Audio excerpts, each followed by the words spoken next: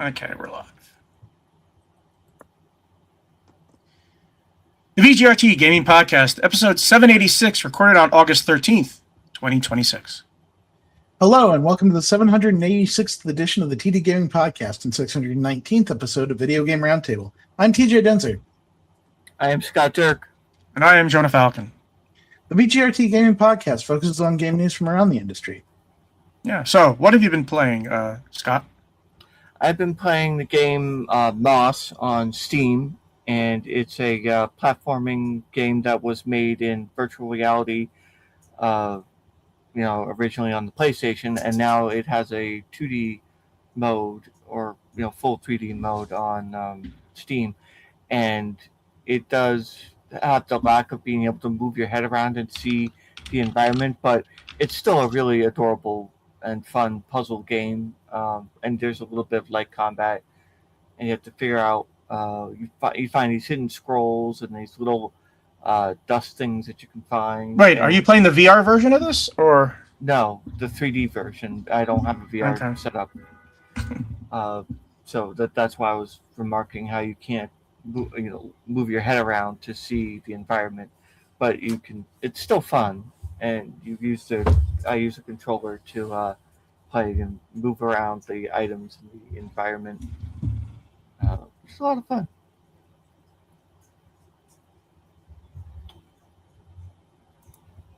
Let's see. I also played Sea and Sky, which is kind of like Lolo if it was a Zelda game, but no combat. You're going to these islands, and you're finding you're trying to unlock the elements so you can go through a big door, and the story is very one of those visual storytelling ones, and there's apparently like a big storm coming, and you have to, I guess, save the islands. So I've been playing a lot of fun indie games as well. Cool. How about you, TJ? I have been playing Marvel Tokon Fighting Souls non-stop. I am having a very good time with it. It's a fighting game.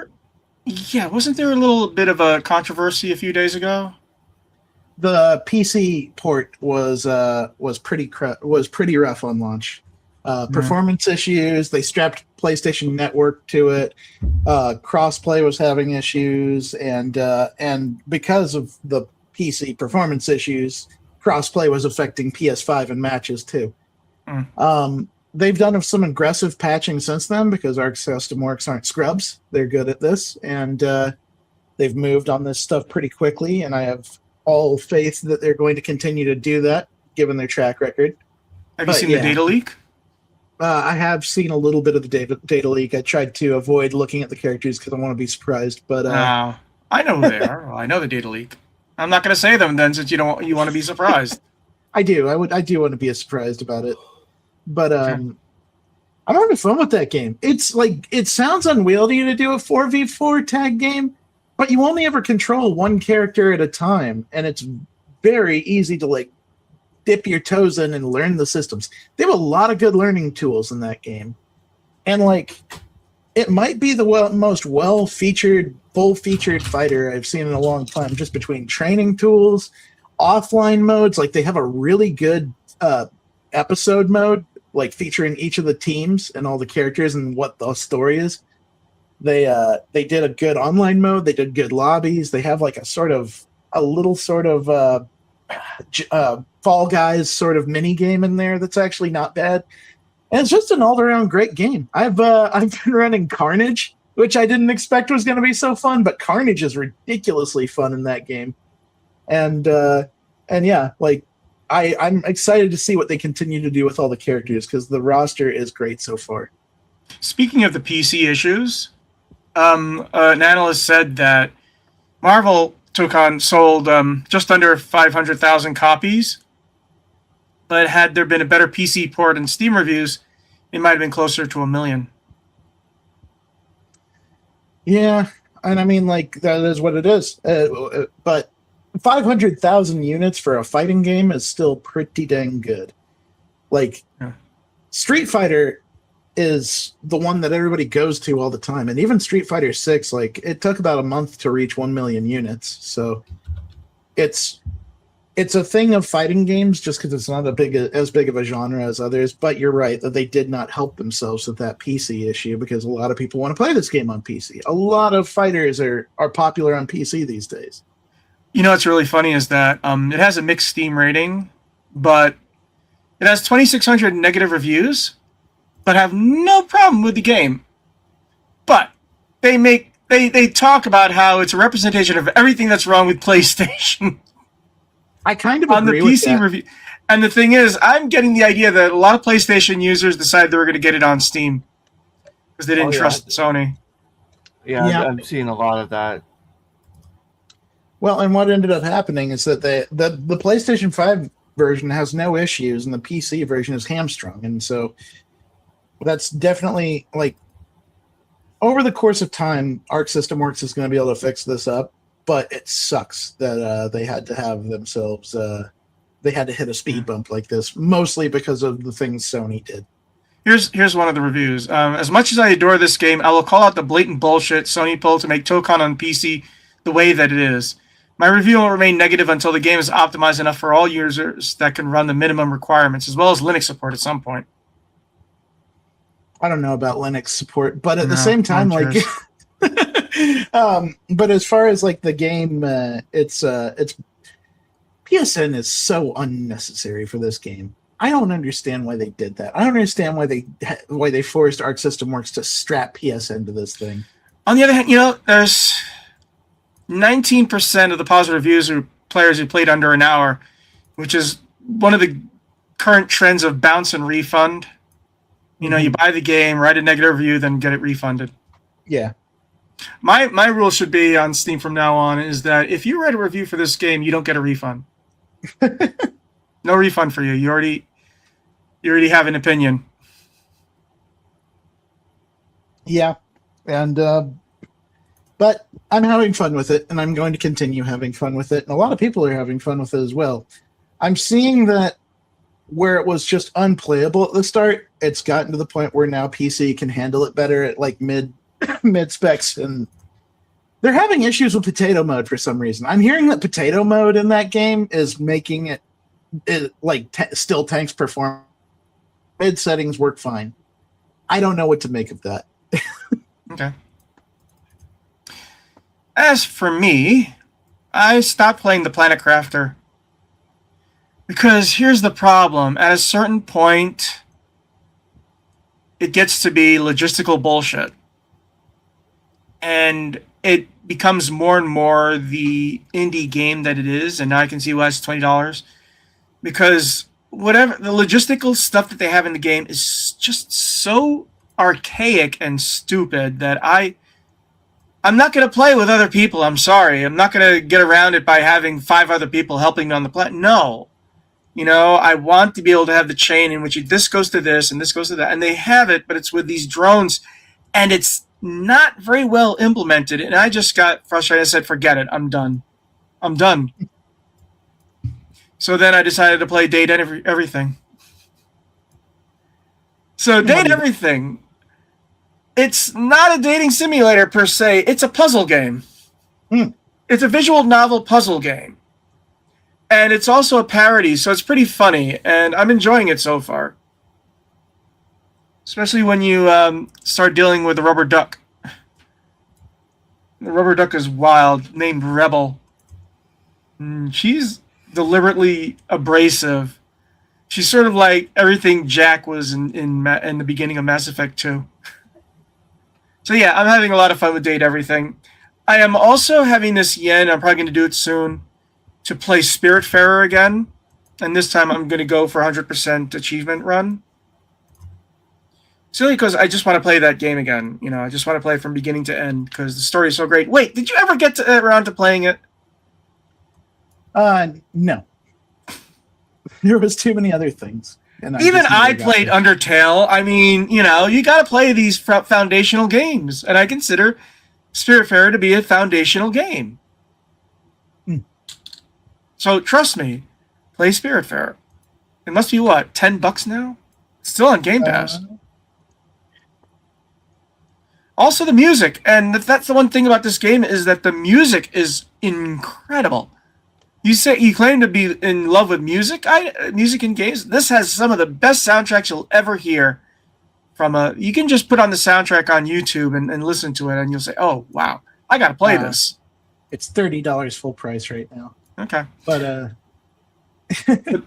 listen to the soundtrack on YouTube, and you'll instantly say, "I gotta play this." It's not like a DLC. Okay, but the $30 is like a package. The DLC was all free. The DLC was released free. It was like No Man's Sky. So, yeah, but it's a lot of manly men have cried playing that game. Yeah, it's not that I ever didn't want to play it. It's just that I never got around to. Let me put it this way: it's a game about death that isn't dark and depressing like that Dragon Cancer, which you were forced to play. Yeah, for review, and that was a hard one to review. That's a hard game. How do you give a score to that Dragon Cancer? You don't give it a score. You just say this is unreviewable. No, literally, you just say this. I remember Roger Ebert refused to give a star rating to Pink Flamingos because there was no way to review that movie. So in this case, there's no way to review that Dragon Cancer. You just don't give it a review. But the thing with Spiritfarer is that it'll turn on the waterworks, but it won't be oppressively depressing. It's like that Dragon Cancer. Hey, you want to hear about a kid about a toddler who has cancer who's dying? Actually, you know what? There's another game that's equally as good about death, and that's What Remains of Edith Finch. And I know you've played that game. Yes. So, Spiritfarer is both lighter and more tear-jerking than What Remains of Edith Finch. It's also a damn good platformer, too. But yeah, I'm going to start playing... I also have a yen to play XCOM 2 again. I feel like I should do a live stream of that or just record it for a stream, just play XCOM 2. I mean, I know that game backwards and forwards. Maybe I should do an Iron Man run for once.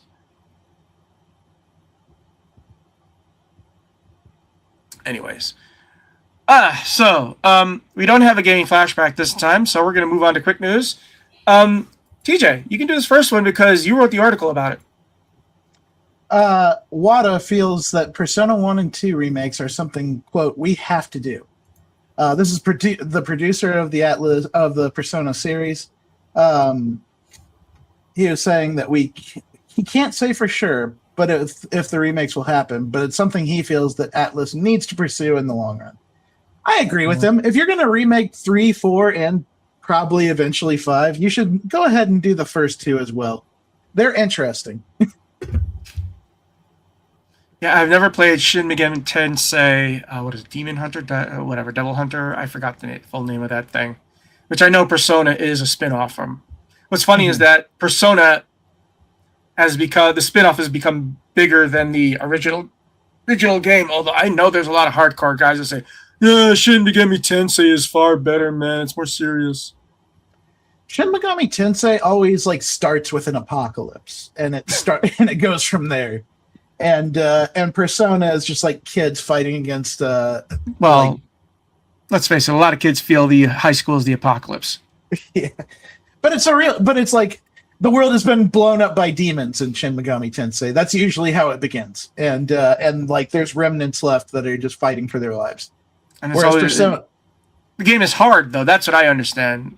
Yeah, and then Persona has always been like kids fighting against fate and having to go to school. Yeah. And Persona 2 famously features Adolf Hitler as an end boss. Remember who the Japanese were allied with the guy for so long. It's like, we gotta still make up for that. And not only is it Adolf Hitler, but he's wielding the Spear of Destiny. Wasn't that, that's Wolfenstein, isn't it? That's the Spear of Destiny? Yeah, that was one of the Wolfenstein, the Spear of Destiny, or something like that. The Spear of Destiny is supposedly the spear that was used to pierce Jesus Christ. Yes, I know. I'm just saying, there's a basis for that. One of the Wolfenstein games was called it. I'm trying to remember if it was what it was, but or had it. It wasn't one of the new ones by Machine Games. It was one of the old ones. Oh, okay. That makes sense. I mean, they were definitely interested in the occult, and that was one of their favorites. But I was referencing Peter Stormare from oh my god. That reminds me. Hey, Scott, did you play Indiana Jones and the Great Circle yet? Yes, I have played it. I haven't finished it, but oh, okay. Constantine, by the way. Constantine. The ending is magnificent. So you just, and by ending I mean the denouement. You know, when Right. things are over and they're partying. I love that ending, and also this is not a spoiler, so you don't have to worry about it. It's the first time that the Indiana Jones march happens, just as the credits are rolling, and it feels so perfect because it held back that theme until the very, very, very end. So that's interesting. I usually like that theme at the beginning. No, but the way they do it, it's sort of like, yeah, we know it's there.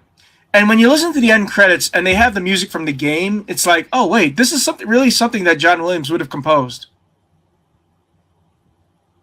So, anyways, yeah. Next item, and Supermassive Games announces layoffs impacting up to 75 employees. The Until Dawn creator recently released Directive 8020. Yeah, this sort of stuff is it's a bloodbath because of everything that's going on. It's like a perfect storm. It's not just that a video game crash is happening right now, but you have so many things that are happening at once that are contributing to it, you know? Yeah. And, I mean... Have you played the new Supermassive game, by the way?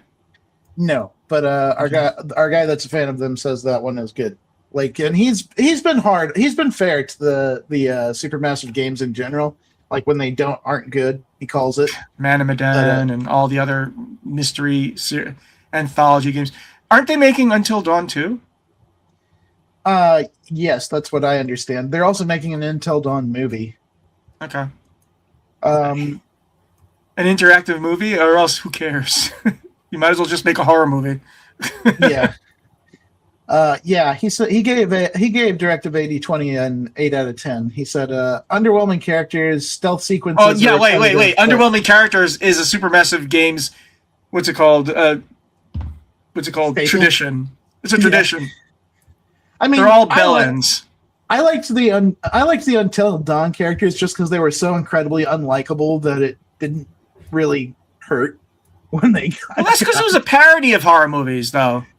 But yeah, they like the story he said was good. The horror elements were good. The replayability was good.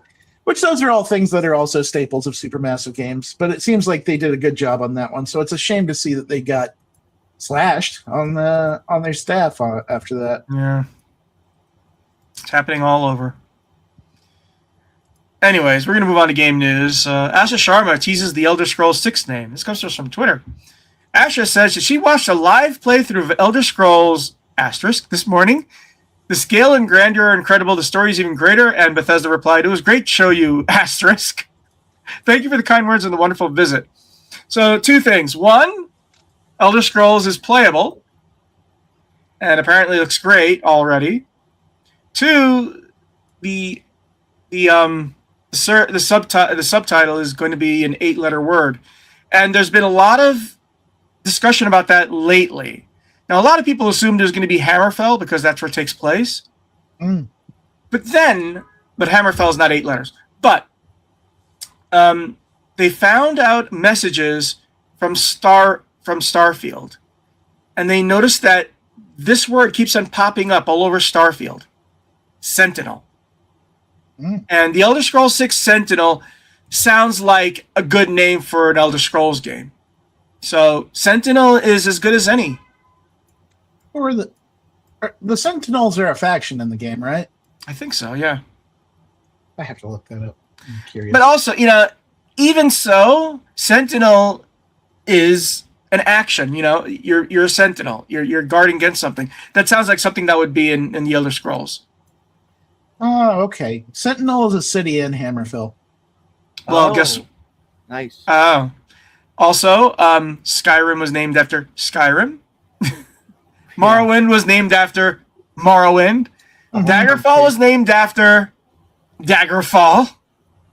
So it would continue the tradition of having it named after places. Yeah, it's one of the major kingdoms in there, so it's like a notable place like Skyrim was. Yeah. So, I mean, like I said, but it also has a double meaning because the place and also being a sentinel. Hmm. And the question is against what? What happens at the end of Elder Scrolls V? Do either of you remember? Yeah. Well, I mean, you choose the Civil War if you want to help the Nords or the Empire and stabilize Skyrim and defeat Alduin. And once you defeat him, you essentially become the Dragonborn, and you're like, I guess you take charge of Sky. I mean, you become the head of every faction Okay. in that game, so it's really kind of Well, weird. I was wondering what factions are left to oppose because that's, I mean, does this mean the Daedric princes are coming back? That, or I mean, the High Elves are usually pretty shitty. Yeah, Dwemer the High also. Elves are like manipulating things, so they're still going and using the Empire. Um, and of course, if you side with Ulfric, you can drive out the Empire, or you can side with the Empire and No, but it would have to be a new faction, and we haven't really heard from the Daedric princes since Oblivion. no, we had Daedric princes in Skyrim.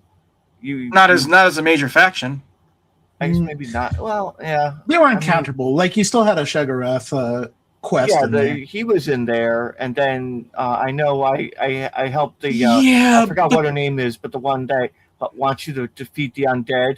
but they weren't an existential threat. That's what was going on in Oblivion, right? Yeah, Right. because Mayrunes was like straight up attacking the actual Yeah. real world. And also in the DLC, you had the Daedric Prince of Insanity that you had to deal with. Yeah. So there are plenty of Daedric princes that that can happen. It's sort of like Dragon Age, in which you have the different kind of archdemons. In the Elder Scrolls, you have your different kind of Daedric princes. So, but I think I would like to see the Dwemer come back and have that be a threat. Yeah, I mean- because like they haven't appeared in any of the games, right? They're No, just they're straight up- dwarves. They're dwarves, and they only have their ruins. They supposedly ascended. I think is the theory is that they used one of the scrolls and they ascended to another plane of existence. And that's a perfect way for them to come back. Yeah. If they fall. They come back as angel dwarves and just start Yeah. I like that idea. like biblically accurate angel dwarves that just run around smiting everybody and cleansing the world of sin. I just hope this game comes out before before Elder Scrolls Grandma dies. I thought she already retired, or is this a different grandma? No, it's the grandma who's really into Skyrim, and Yeah. she's waiting for Elder Scrolls 6. So,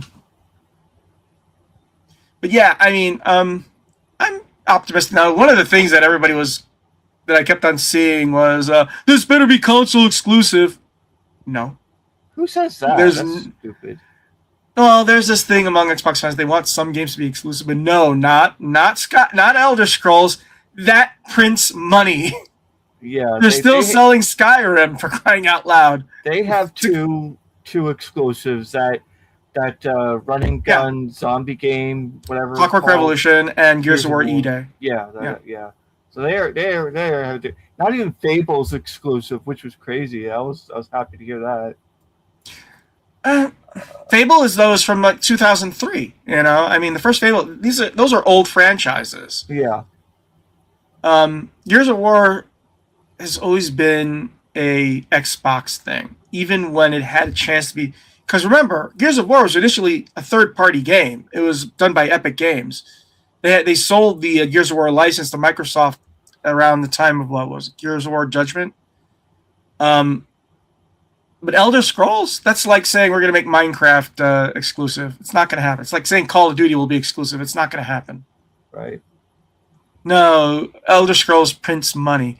they might do a timed exclusive. And I found that timed exclusives are just as good as exclusives because after 6 months, there's less of an interest. Mm. So, but I think this might be even just 1 month exclusive. You know, It's fun. But Microsoft has this nasty. Oh, was it? Microsoft has this nasty habit of when it releases its games, it's on the top of the PlayStation charts. You know, Indiana Jones and Forza Horizon were all on the top of the charts, and now Halo is high up on there too. If I was Microsoft or Xbox, I would very carefully consider trying to set it up so that you could go like Fable, and then the next year Elder Scrolls, and then maybe a couple years down Elder Scrolls, and then maybe a couple years down Fallout. I don't think people are going to wait a few more years after Elder Scrolls. They waited this long for Grand Theft Auto 6. They're not going to wait that long for Grand Theft Auto. Elder Scrolls 6. I would just like to have like an era where we have banger RPG after banger RPG coming out. I would like to see them all come out the same year. It's like just one big year, like 2007. Oh, you know? Man, you really want that in the same Yes. year? Man, I would never get around to them if that was the case. Yeah, I would never get around to them if that was the case. That's your problem. Not everybody plays the same kind of game. You know that, right? I know, but I want to play all of them. I want to play Elder Scrolls, Fallout 6, or Fallout 5, and Fable. And if they all come out in the same year, if they September 2026 you just have to wait. I'm in trouble. Just beg Microsoft to have Obsidian make Fallout 5. I really hope that they do that. The even just the remaster of Fallout New Vegas, with all the DLC would be lovely. But I would love to see more Obsidian Fallout. Releasing Fallout New Vegas with updated graphics and all the DLC baked in, you could print money just selling it for $49.99. It's like they would go nuts after that. But it'd have to be a remaster, you know, something with updated graphics, because let's face it, it's getting pretty hard on the eyes now. But yeah, I agree. And like keep that dialogue the same though.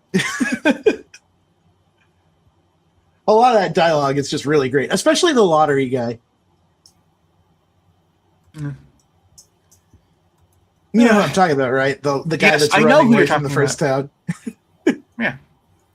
The funny thing is, I never played any of the Fallout New Vegas DLC. I have not played Hungry Hearts or not Hungry Hearts, Lonely Hearts. Lonely Hearts is my favorite of them, just because the Burned Man is such a cool legend throughout the main game that you never meet him, and so by the time you do, he's like this mythical figure that survived. From what I understand, all 4 DLC, there's one stronger than the other, but they all have a high base. You know, sort of like they all are up here. They all start with this, you know, really good and go to great. Like I said, some of them are better than the others, but none of them are bad. The only one I wasn't quite as crazy about was the Dead Casino one. Dead Money or something Money. Yeah, Dead. I think it was Dead Money. Dead Money. Yeah, but even from what I understand, it's not a waste of time. It's not a waste of time. Yeah. Unlike in Fallout 4, is like, do I really care about building up my settlements? That's the one thing I didn't like about Fallout 4. Is such a stress on building settlements. I don't want to build settlements. I am an explorer. I'm not, and I know there's a lot of people who did love to do that. Sit down and just build these extravagant things, because there are builders out there. Not me. I didn't care. Just build enough so that I can have that teleporter into the Institute. That's it. I liked walking around with Nick. He was great. Yeah. So what do you think the next Bethesda thing is going to be that they actually get out the door? Well, it's going to be Elder Scrolls 6. You think so? It's going to be that, not a remaster or anything else first? No. For one thing, they do have games coming out or announced. But no, I think Elder Scrolls 6 is going to be the next big game. They need something to raise morale both from the company and from their fans. And Elder Scrolls 6 would be a big way to doing it. And I would hope that Microsoft says, yeah, we're going to do a timed exclusive with this to please Xbox fans. The fact that Call of Duty is now the exception of day one on Game Pass is financing everything else. Because, yeah, Minecraft may print money, Elder Scrolls may print money. Call of Duty prints hella money. That is the most devoted fan base. Even when Battlefield players shit on them, they don't care. And they'll complain. They'll complain endlessly, but they'll still play Call of Duty because it's Call of Duty. Yeah. and they're going to keep making Call of Duty. They're going to keep making it forever, no matter what. So, like... It prints money. Yeah. So, we're going to move on to the next item. Hey, Scott, you can take this one. Okay. Stop Killing Games has joined a lawsuit against Sony. This is from PC Gamer. A Dutch consumer group is currently suing Sony for their proposed changes, stating last month that no discs mean no second-hand market and no alternative to the PlayStation Store. So from 2028, Sony alone decides what a game costs and even how long you're allowed to use it. The consumer organization by the name of It's an extremely Dutch German name, so don't worry about it. Just say SMC. Okay. All right. Has gained support from another key player in growing video gamer consumer rights movement, Stop Killing Games, which posted a video to its YouTube channel explaining its choice to throw its weight behind SMC. Stop Killing Games will also be joined by preservation site Does It Play. In related news, Marvel's Wolverine developer Insomniac has clarified the game will be fully playable on disc when it releases for PlayStation 5 on the 15th of September. It won't, in other words, be a disc in a box that requires you to download a game in order to play. This may make it one of the PlayStation's last fully disc-based games. I'm really glad that they're doing this because Sony has pissed off a lot of people, and you gotta fight for the digital rights and fight to keep physical media alive somehow.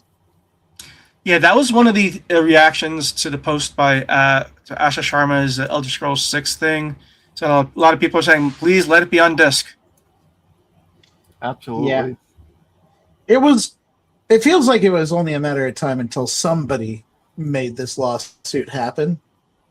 And it's going to be very interesting to see how it comes out, because if it sets a precedent, then here's the maybe it could turn things around. But here's the thing. The reason why this matters on consoles and not PC is very simple. I mean, yeah, you can buy from Steam, but you can also buy from GOG or Epic or any other game stores, for one. For another, if someone wants to release an indie game, they don't need to do a store at all. They can just sell you the download, You can't do that with a console. Yeah. I mean, say I make a game, a nice indie game, and I say, you know what, you can buy it directly from my site for $5. Yeah. And I mean, they have have you seen, the secondhand market argument is interesting, and it will be interesting to see what I still benefit from GameFly. Think from that. Yeah. It'll be interesting to see what courts think of that, because I agree there should be a secondhand market for a game. You can't just have the console maker be the sole designator of who gets to have games. Remember, the EU started the fact that you can have a refund on a digital game. This is related. And the thing is that I wonder if Sony is cutting off its nose to spite its face here, because they do understand how expensive the PlayStation is getting now, right? Right. Honestly, it's getting close to being the cost of a computer. Do they really want to make it say, hey, guess what? You're going to pay for the price of a computer, but none of the benefits. You're going to have a closed system. I wonder if they like relented on Wolverine just because they wanted it to sell. No, or if that it was just already planned. no, it was just too late in development to do anything about it like that. And also I wonder how Insomniac would react. The fact of the matter is that Microsoft, their Project Helix, reportedly, and again we don't have this confirmation yet, is going to be able to play games on PC, including letting you link to Steam. And by the way, Valve doesn't care. You still have to buy the games from their site through. It's just through another thing, So hey, more people to buy our shit. Welcome to it. Which is why Sony said, "Oh, we shouldn't be selling things on Steam because then people on the new Xbox will be able to play it." Yeah. So, Microsoft scaring Sony off PC might have been a masterstroke there. Yeah. But yeah, we saw. Here's the thing: 20 years ago, I said this was coming, and now it's happening.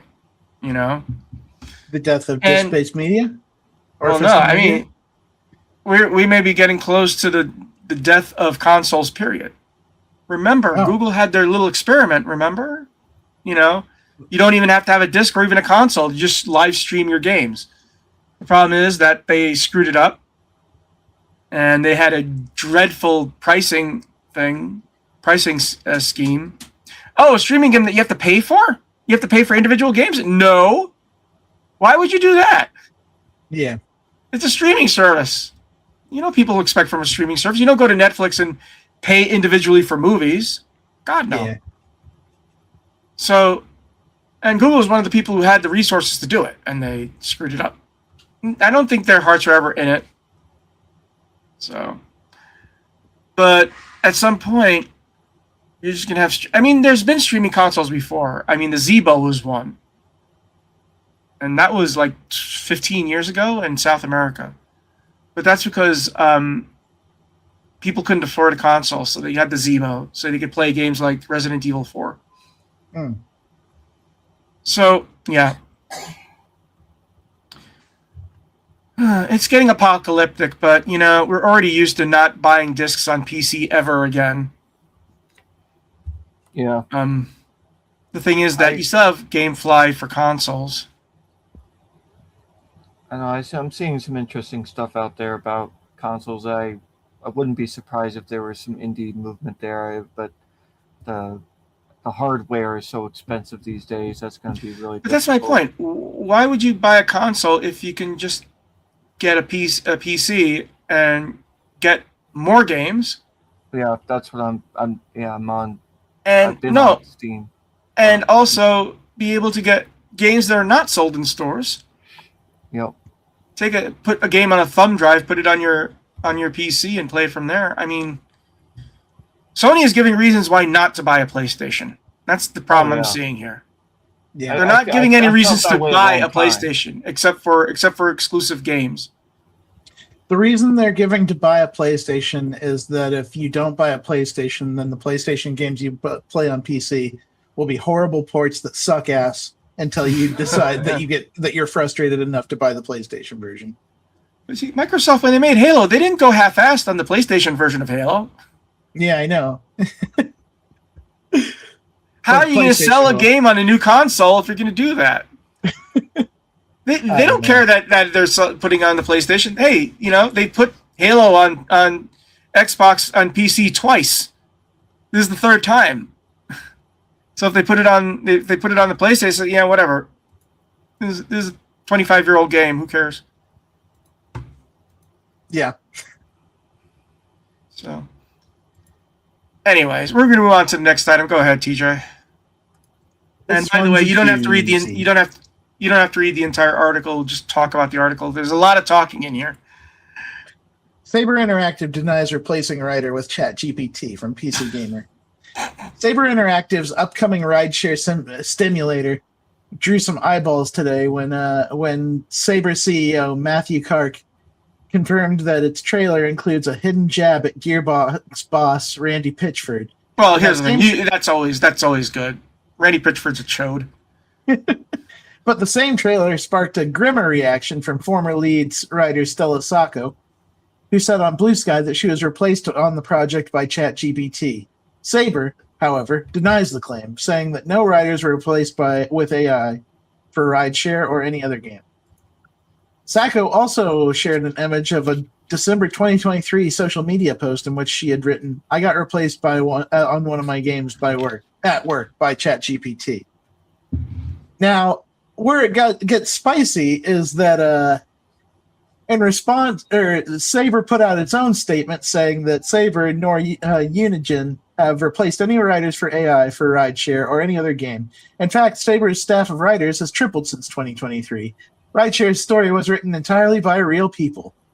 But now, here's the thing. This I can't really blame him for, because if he says by necessity incorporates AI as the number of passengers in the game is infinite. So what he's basically saying is that you have a lot of randomized people, and it's going to sound funny if they keep on saying the same thing over and over and over again. So we're going to use AI to have them say random shit, or random, what's it called, shit that's actually connected to what's going on. But that's not what Stacco is saying. Stacco is saying that all the dialogue has been written by ChatGPT, not just the random NPCs. Yep, and she claimed that they can say what they want. I was there. I even posted on Facebook about it at the time and have mentioned it on Blue Skies several times. They took me off the project to use ChatGPT to write the rest of the text, including planned live updates. If they changed plans in intervening years, that's great. But again, I was there. Kark issued a response today, and it was not good. He basically, it was an image I understand from a Discord, and he went in on her, went in hard on her, and said things like, "I wish I did replace her with AI," and it's just like, Jesus Christ, man, that's not a good look. What are you doing? Then you have the concept now that it's a disgruntled employee and a disgruntled employer. So who can you believe? I mean, people are generally going to believe the writer here because that's the thing that's been going on. But yeah, I mean, here's the other thing: is that the Steam page does not have the AI, what's it called, notification, because nowadays, if you have a game that has generative content and you have to post it in the Steam page, it doesn't have that yet.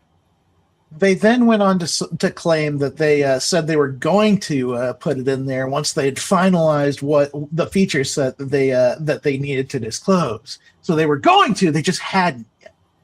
And then there's this, Jim, which is, as far as Stella is concerned, she was replaced by someone more talented and terminated for a variety of reasons a few months later.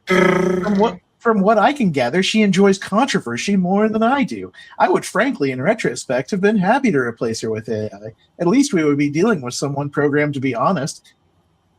That is not the way that you respond to commentary about your game using AI. That is a horrible thing to say to somebody. And the question is it accurate? I mean, it could be. I've said a lot of harsh things, but when it's accurate, I don't care. Like I said, there's a lot of he said, she said going on here. Yeah. The most accurate thing going on here is that there's a lot of people in the replies to this statement saying, "I'm not going to buy Saber games anymore." I don't know. So just wait until the next time what's called Sniper Elite comes out. It's an incredibly bad look. You can't be out there just absolutely. You're people a CEO of a company. You and I can rail on people and be rude sometimes, but that guy's a CEO of a company. Yeah, but Randy Pitchford's it showed, and people still bought a lot of. Randy Pitchford isn't good either. I know, but they're good. But here's the thing: a lot of people bought their games anyway. They don't care about Borderlands 4. They bought it. I don't know if you go Borderlands into the 3 they bought, and he was still it showed. If you go into the comments of those statements, there are quite a few people that say otherwise. It's a bad look. he should, like, even if you disagree with it, going that hard as a CEO, putting out a public statement like that, it's not cool. It's nothing. Just compared to what's going on at Ubisoft, which is right now, Ubisoft may not be here a year from now. Well, it's not nothing though, because not I know. only I'm just saying. It's. Let's go comparison here. Ubisoft may not be around next year by this time next year. I'm not exaggerating. I'm saying it might not be around next year. But I think the bigger problem here is that if they did indeed replace someone entirely with AI, that speaks ill of their value of creativity and talent. And the fact that the fact that they're trying to pull this whole, we were gonna put it on the Steam page, we just didn't yet. But here's the question: is that did they really hire a lot new writers? That's the question. Like even if they did, still replacing people with ChatGPT to do your game for you. Here's the thing: are they replacing her with ChatGPT, or just using ChatGPT for generative, what's called random driver content? Is one of those things more good than the other? Because they both sound like shit. The story is written by humans, but the random stuff is written by ChatGPT. It's, we'll see. Like I said, I haven't even heard of rideshare, so right there, it may not sell simply because no one knows about it. It also may not sell because people are pissed off that they said that shit. And that, but if you have a game that no one knows about and it's only known because of a sniping between two people, it's like you're not going to sell. Yeah. Let's talk about some happier news. Sean Murray suggests No Man's Sky follow-up, Light No Fire, is quite far along. This was released 3 years ago, and I don't even know anything about it. It's been nearly 3 years since Hello Games unveiled its No Man's Sky follow-up, Light No Fire, a cooperative adventure set in a procedurally generated fantasy planet in the form of a trailer. And right there, I'm just like, haven't we had enough of these survival games? Anyways, Murray had noted that alongside No Man's Sky continuing development, another big update is on its way for the others. Are you really working on Light No Fire? You're just working on more No Man's Sky. This is like Concerned Ape with Stardew Valley. That is. Yeah, you're making the Haunted Chocolatier. Are you really making the Haunted Chocolatier? Because it sounds like you're still making more shit for Stardew Valley. Yeah. Are you really making Light No Fire? Because it sounds like you're still making more shit for No Man's Sky. And granted, the stuff multiple teams, at least in regards to No Man's Sky. Yeah, I guess. I don't think Hello Games is that big. No. It's Sean Murray and who else? Either way, has a team. That game definitely had to have a team. Sure. He also acknowledged that the very stark difference between the promotion of No Man's Sky in its earliest days and its latest project. We've put out a trailer for it, and then we haven't said anything. And that's probably the way people would rather prefer it in some ways. Yeah, no shit. We remember what happened with No Man's Sky when Sony announced it for the 3 times at E3 each year. They made it sound like No Man's Sky was going to suck your dick and feed you coffee. No. Yeah. It's like people played No Man's Sky. Oh, is that all there is? And it sounds like they've learned their lesson, though. They're just don't say anything about it.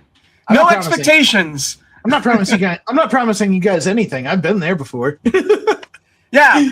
How long did it take for co-op in No Man's Sky? Oh, yeah. 5, 6, 7 years. Too long. Not that I care. I don't have any friends who play video games, so it's like I don't give a shit about co-op. I'm not going to play co-op with anybody. I'm not going to have some rando. I don't care about that. I have to bite my lip not to talk to you about Light No Fire and not show it to people, but I'm incredibly excited about it. It's such a joy to work on. Light No Fire was unveiled at the Game Awards in 2023 is about, quote-unquote, adventure, building, survival, and exploration set in an ancient, procedurally generated planet. Can you please craft a world?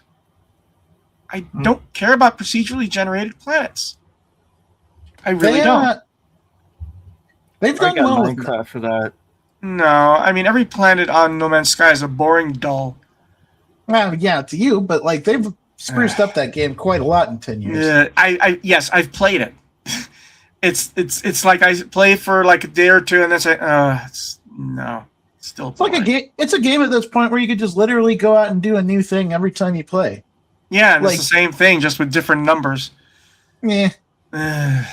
Walking around in It's a a- mech is different from flying around in space and shooting. It's all different- inspired by classic fantasy and sees players teaming up to carve a life together in a truly open world, promising the likes of immersive biomes, unique enemies, and valuable resources to recover. So you're just doing Stardew Valley, except in space in 3D. Sounds like more like Astroneer. Yeah, or like the the World Crafter. But see, World Crafter does have a generated. It has a world that's crafted, and that's what I like about it, because that lake's going to be there no matter what, you know. And when you see the planet change as you terraform it, that's great. And like I said, it was when it got to the logistics hell, I said, forget about it. I can't do this anymore. So yeah, but we'll see. I mean, having it as a fantasy game changes a lot of the equations, because one of the problems with No Man's Sky is they had to randomize creatures, and they always ended up being the same kind of creatures. Yeah, Oh, they just- eventually did a upgrade on that made it better, but yeah. If Like, you're just at the start, doing, it was pretty crummy. here's the thing, one planet, that's fine. That's great. The size of Earth, I wonder if they mean scale-wise, because that'd be interesting. Like, it's literally, your person is scale-wise on a planet with the size of Earth. Which means you can't walk from one place to the other. You fly around on big hummingbirds. That's kind of good. But yeah, but if it's fantasy, then you probably will have the standard orcs, elves, you know, trolls, that sort of thing, which is fine. I don't mind that. You know, standardize it a bit. Have actual creatures, but you can randomize where they appear, and you can randomize what they do, or you can randomize what their settlements are like. You know, I would like it if they have something like a 3D version of Dwarf Fortress. that would be kind of cool. And who knows, But- maybe that's exactly what it is. But I'm happy to wait until they're ready for this, because I mean, I'll definitely check it out.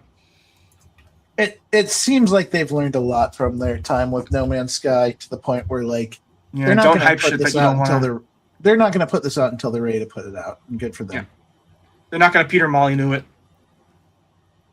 Also, I hear that Sean Murray said in an interview recently that he's still having fun making stuff for No Man's Sky, so it is very much a Concerned Apes type situation.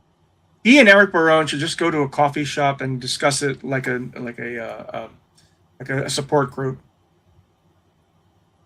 I wonder what Phil Fish is doing these days. Mm-hmm. We're still waiting for Fez 2, damn it. Are It's we? never coming.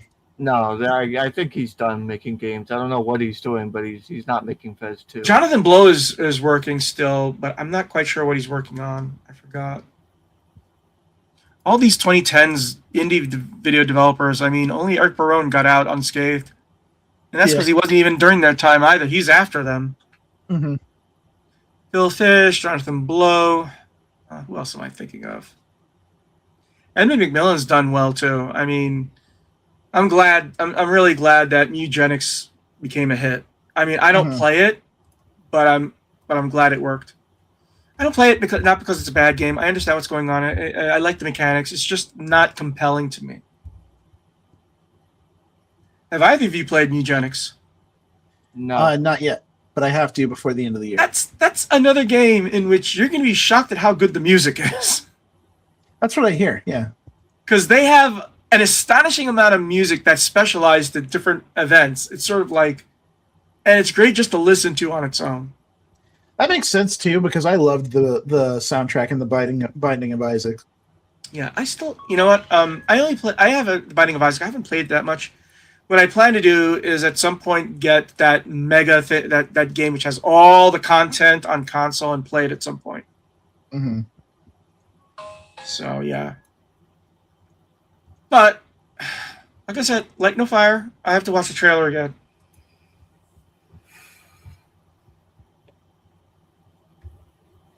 Yeah, I was just watching a little bit of it, and that game, like, it could be so good. I hope they do. I hope they go ahead and take your time. I hope it's good when it comes out. Yeah. But on the other hand, you know, I don't know. I'm getting a hunger for Elder Scrolls 6 too.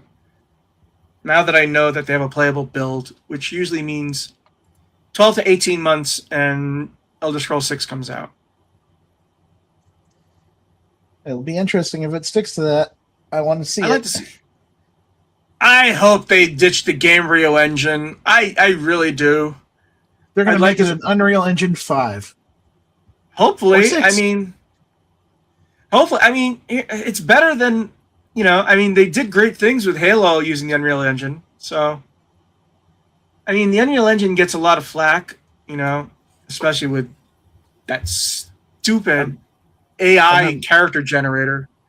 I remember there was a meme years ago about what the new Elder Scrolls dialogue would be, and it would just be a little emoticon and like a sad face, happy face. But hey, you know what? The thing is that's basically what was in Morrowind, wasn't it? No. One of Morrowind them, had one a of lot of the dialogue choices. no, it was Oblivion. Oblivion had that wheel in which you get reactions. Right. That was Oblivion. So who knows? I just want to see one thing. You can say a lot of things about the Elder Scrolls games, but from Morrowind on, all the worlds have been crafted lovingly. Mhm. From Morrowind on, it was like Daggerfall was randomly generated because it was so friggin' huge. It was the entire world of the Elder Scrolls. But Morrowind, I was disappointed when Morrowind first came out. Oh, we're just gonna be in this small area, and then that area was huge because they crafted the entire thing. Yeah. So, yeah, I reviewed that way back in 2002. Yeah, I mean, like I said, the only problem I really have with Skyrim is that the opening sucks. But other than that, I haven't played Skyrim in a very long time. I don't even know if I want to. But we'll see about Grand Theft Auto 6 too. Yeah. I mean, it's coming, and it's like everybody's clearing way. That's why It's the Fable's game of coming all out. time. That's why Fable is moving to February to say, we don't want to be a part of that. I really am looking forward to Fable too. I want to see what they did with that. Yeah, I'm very excited for that one. Everything they did was me going, yeah, sure. I know nothing about Grand Theft Auto 6. All I know is I saw some screenshots. We know what Grand Theft Auto is going to be like in terms of gameplay.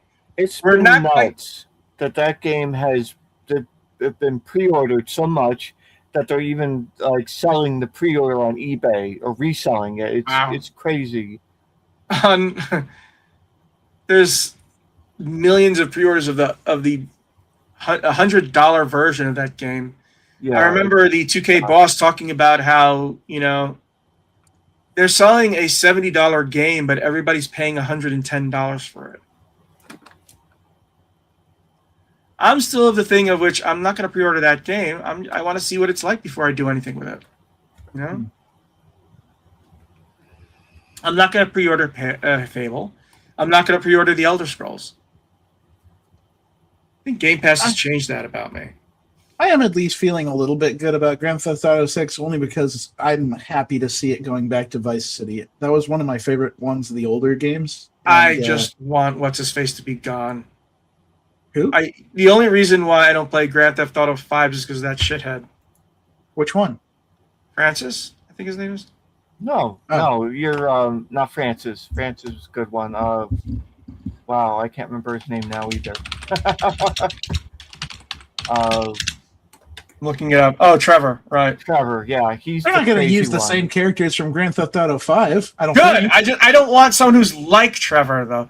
I found out shortly after I was playing the game that Trevor was intended as a fuck you to Grand Theft Auto fans. This is what you'd be like if someone who played Grand Theft Auto was a real person in the game. You know who the main characters? Actually, there's two of them. It's Michael and Franklin. No, of GTA 6. 6 is I don't know. I don't think they're married. I think they're just together. Yeah, they're kind of a Bonnie and Clyde situation. Yeah, Bonnie and Clyde. Yeah, so that'll be interesting.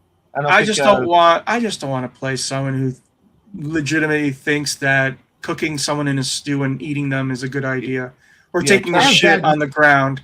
You're not. I have bad news for you, Jonah. This game takes place in Florida. Florida is full of Trevors. They're everywhere. Yeah, but at probably least they're killing not the the main cannibals. character. At least those guys you get to kill.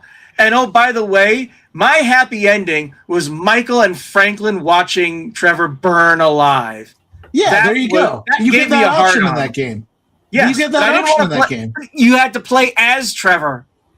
At certain points, you still had to play as Trevor. I didn't want to play as Trevor. I almost guarantee you there's going to be a horrible shithead in Grand Theft Auto Yeah, but you won't be 6. forced to play him. I They bet learned you that will. lesson. I don't They know learned about that that. I'll just let him walk into a stump grinder. Like I said, go ahead. There's absolutely going to be some kind of Trevor in that game, and he's going to be really fucking annoying. But he's also gonna be someone I could kill. Maybe, maybe not. Maybe they'll I- Maybe they'll make him kill you. See, here's the thing. I liked Saints Row 2 until you had your character doing terrible things who did nothing to bother him, to bother the player. And I was thinking, why are you doing this? What point are you making? And then Saints Row 3 and Saints Row 4 went off the loony fantasy land and said, okay, they're no longer serious. I don't think they ever were. They Were. I mean, Saints Row was serious because the ending of that had you blown up in a boat by one of the characters who was voiced by, what's his face?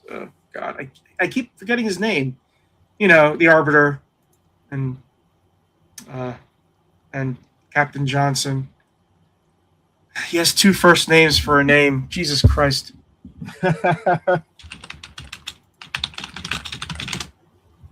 Yeah, Keith David. He plays Julius Little in Saints Row, and he set you up the entire game. He seemed like, no, he set you up to be blown up in a boat. The funniest thing is that in the first Saints Row, you could only be a male, but in Saints Row 2, you could be a female. And it was explained that when you recovered from the boat, you decided to have some surgery. So yeah, you're now a chick, but that's because you wanted to be one the entire time. But yeah, and the thing is that it was like a shocking ending, By the way, speaking of which, that is another game that needs another game in the series that Microsoft should consider, and that's Crackdown. Have a Crackdown 4. Crackdown 3 was a mess. Yeah.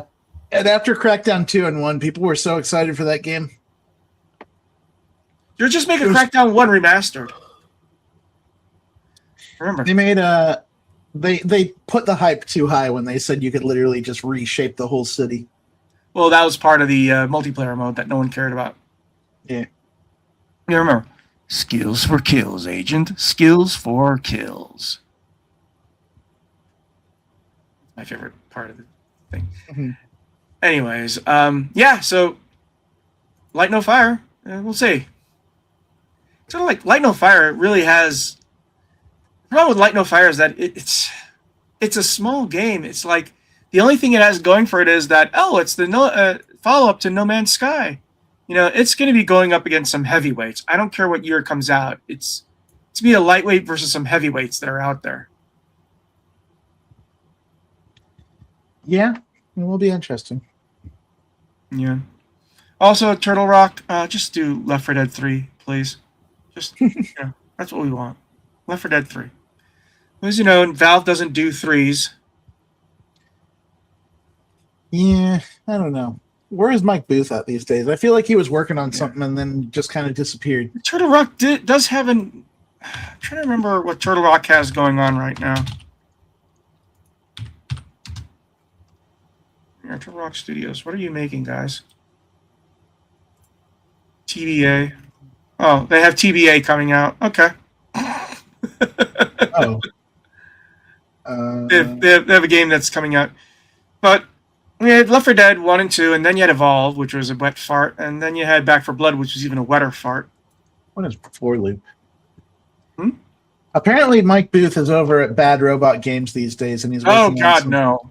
And he's working on something called For Loop, which is Oh, who cares? Well, Oh, he's who the creator. cares? He's the creator of Left 4 Dead. Why wouldn't you care what he's up to? Oh, who cares? Like anyone who likes Left 4 Dead. I don't give a shit about J.J. Abrams. Come on. I'm talking about Mike Booth, not J.J. Abrams. Who's he working for? He's working for Bad Robot, but I'm talking about like Mike Booth himself, the creator of Left 4 Dead. Doesn't matter. He chose to work with J.J. Abrams. Nothing he's going to make is going to come out good. Mm. That's the other thing. I'm really looking forward to Clockwork Revolution because it's Brian Fargo in exile, and they can do no wrong for the most part. Mm. Yeah, I'm still excited for that one as well. I don't think that like I'm at least curious to see what Mike Booth does with this 4-loop thing. Okay, It looks like he's trying to make another like thing like what he made before. that's fine, but you know, let me see if I can find out what Turtle Rock is doing. No, I have to do. They made Back 4 Blood, and it was eh. That's what I meant. Yeah, because they were trying to make Left 4 Dead, except, oh god, I forgot about that. Hmm. Yeah, 5 years ago, I remember Tencent had bought Turtle Rock. Yep, they made Back 4 Blood, and it was pretty mid. Yeah, and they made Back 4 Blood before Tencent acquired them. I mean, Tencent acquired them after they made Back 4 Blood. So, okay, so Back 4 Blood 2 is reportedly in development. Joy. Let's hope they ditch the... If you're going to make Back 4 Blood 2, just make Left 4 Dead 3, for crying out loud. All these zombies in Back 4 Blood were basically reskinned zombies from Left 4 Dead. Who cares? Yeah. Or maybe it's because Valve owns the rights to the name Left 4 Dead, so they can't make it. That would make sense. Yeah. By the way, Mike Booth announced Back 4 Blood 2. Oh, no, I'm sorry. No, he didn't. No, he's not. He hasn't been with Turtle Rock in a while. Right. No, he says registration is open for his new game. 4-loop. And it's going to be a 4-player co-op shooter built on the foundations of what made Left 4 Dead special. So he's making his own Back 4 Blood. That's what I was saying. And then you said fuck that because it's Bad Robot Games. No, I said, yeah, it was Bad Robot Games. Who gives a shit?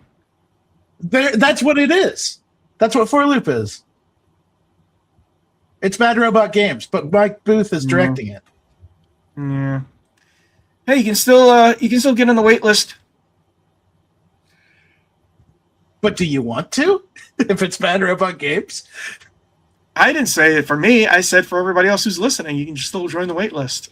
Okay. I will say this: Games Industry Biz gave best places to work for 2022 and 2023 as the U.S. winner. So at least there's that. I mean, that's a pretty high praise when you consider places like, I don't know, Ubisoft. Well, Ubisoft's in France. Oh, it's in Canada, actually. Or, say, Riot Games. So, yeah, I mean, I reserve judgment. So you have Back 4 Blood 2, and you have Left 4 Clone 3. Okay, I will say this, though. It's good to have two competitors who are working on the same kind of game, because at least there'll be some competition and try to make the best game possible, which is why you had Friday the 13th versus Dead by Daylight, and Dead by Daylight won, but because they were forced to put out a good product, you know? Okay, I can see Scott is falling asleep. So look for our show notes at gamingpodcast.net, along with the industry news and our gaming history articles. So if you enjoy your feedback, leave us comments on the blog at gamingpodcast.net. Also, Facebook.com/gamingpodcast. Subscribe to the iTunes comments. You can find me on Blue Sky at Jonah Falcon. You can find me at Johnny Chugs.